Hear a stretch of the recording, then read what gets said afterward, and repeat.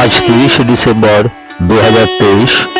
ঘড়িতে সময় এখন সকাল 8টা।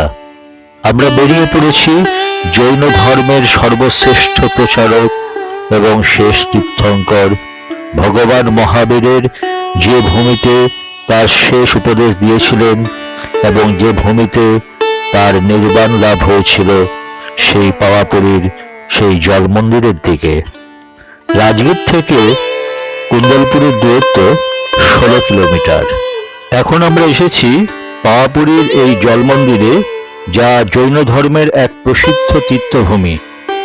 24তম মহান তীর্থঙ্কর ভগবান মহাবীর 490 খ্রিস্টপূর্বাব্দে এখানে মহাপরিনির্বাণ লাভ করেছিলেন। এটা বিশ্বাস করা হয় যে ভগবান মহাবীরের মোক্ষ লাভের পর হাজার হাজার অনুগামী তার ভস্য সঙ্গে করে নিয়ে গিয়েছিল এইখান থেকেই, আর প্রচুর মানুষের সমাগম হয়েছিল। তাই সবার ভাগ্যে ভস্য জোটেনি। যারা ভস্য নিয়ে যেতে পারেননি তারা এখানকার মাটি নিয়ে গিয়েছিল, আর এতটাই মাটি নিয়ে গিয়েছিল যে এখানে একটি পুকুর তৈরি হয়ে গিয়েছিল। পরে এই পুকুরে সুন্দর একটি মন্দির নির্মাণ করা হয়েছিল। এই মন্দিরটি পরবর্তীকালে জল মন্দির নামে পরিচিতি লাভ করে। প্রায় 84 বিঘা আয়তনে বিস্তৃত এই জল মন্দিরের পুকুরের সৌন্দর্য সম্পূর্ণ আলাদা, এবং গ্রীষ্মকালে পদ্মফুল এই পুকুরের সৌন্দর্যকে অনেকটাই বৃদ্ধি করে, যার কারণে এই পুকুরটি কমল সরোবর নামেও পরিচিত।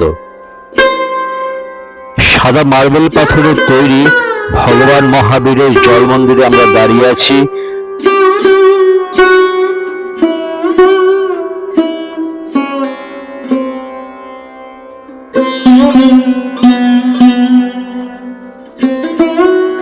শীতের সময় বিদেশি পাখি এসে এই পুকুরের সৌন্দর্য আরো বাড়িয়ে দেয়।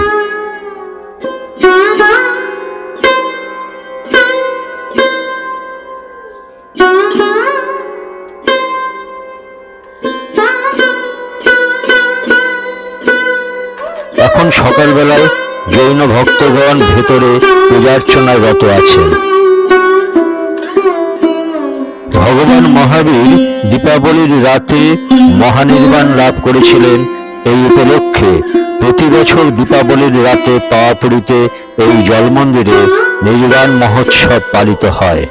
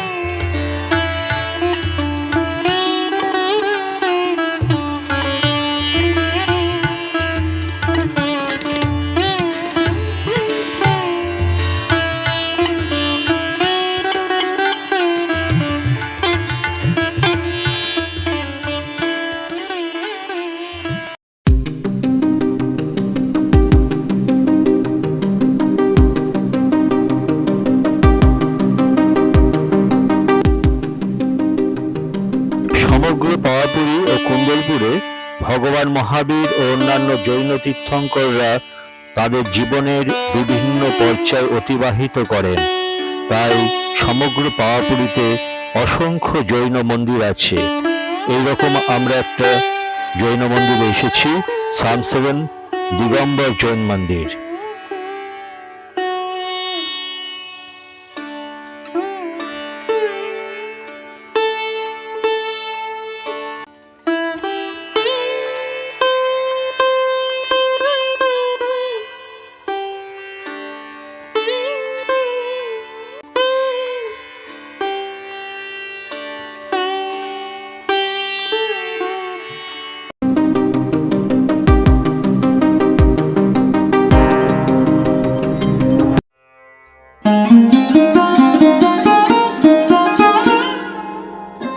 24তম জৈন তীর্থঙ্কর ভগবান মহাবীর আজ থেকে 2600 বছর আগে জন্মগ্রহণ করেছিলেন এই কুন্দলপুর গ্রামে।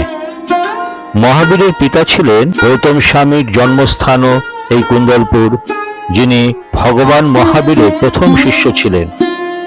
মহাবীরের পিতা ছিলেন রাজা সিদ্ধার্থ এবং মাতা ত্রিশলা। মহাবীর তার জীবনের প্রথম 22 বছর এই কুন্দলপুরে কাটিয়েছিলেন। তাই জৈন ধর্মাবলম্বী মানুষের কাছে এই কুন্দলপুরের মন্দির সহ সমগ্র কুন্দলপুর জায়গাটি অতি পবিত্র তীর্থস্থান।